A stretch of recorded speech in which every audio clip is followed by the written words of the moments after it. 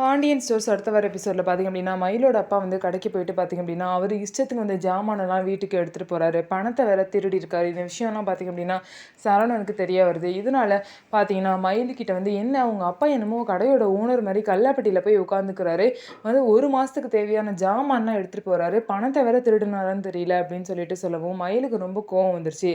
எங்கள் பணத்தெல்லாம் திருட மாட்டார், அந்த பழக்கம்லாம் அவருக்கு கிடையாதுன்னு சொல்கிறாங்க. இனிமேல் ஒரு பச்சை தண்ணி கூட அந்த கடையிலேருந்து எடுக்க வேணாம்னு சொல்லிட்டு எங்கள் அப்பா கிட்ட நான் சொல்லிடுவேன்னு சொல்லிட்டு மயில் வந்து சொல்கிறாங்க. அதுக்கப்புறம் மயில் அடுத்த நாளே வந்து கடைக்கு வராங்க. என்னம்மா சொல்லாமல் கொள்ளாமல் திடீர்னு கடைக்கு வந்திருக்க அப்படின்னு சொல்லிட்டு பழனி கேட்குறாங்க. இல்லை நானும் இனிமேல் கடையில் வந்து வேலை பார்க்கலான் இருக்கேன்னு சொல்லிட்டு பார்த்தீங்கன்னா மயில் வந்து சொல்கிறாங்க. மயில் வந்து அவங்க அப்பா கிட்ட பேசுறதுக்கு தான் வந்திருப்பாங்க.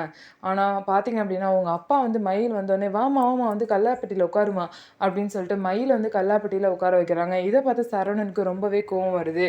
உட்கார வச்சது மட்டும் இல்லாமல் இந்த மாதிரி முதலாளி அம்மா உட்காந்ததுக்கப்புறம் தான் கல்லாப்பட்டியே களை கட்டுது அப்படின்னு சொல்லிட்டு சரவணன் முன்னாடியே சொல்லுவாங்க. இதை கேட்ட சரவணனுக்கு இன்னும் ரொம்பவே கோவம் வரும். ஸோ பார்த்தீங்க அப்படின்னா கண்டிப்பாக சரவணனுக்கும் மயிலோட அப்பாவுக்கும் பிரச்சனை வரதான் போகுது. என்ன நடக்க போகுது அப்படின்னு சொல்லிட்டு வெயிட் பண்ணி பார்க்கலாம். நம்ம வீடியோ உங்களுக்கு பிடிச்சிருந்தா நம்ம வீடியோவை லைக் பண்ணிக்கோங்க. மறக்காமல் நம்மளோட சேனலை சப்ஸ்கிரைப் பண்ணிட்டு பாருங்கள்.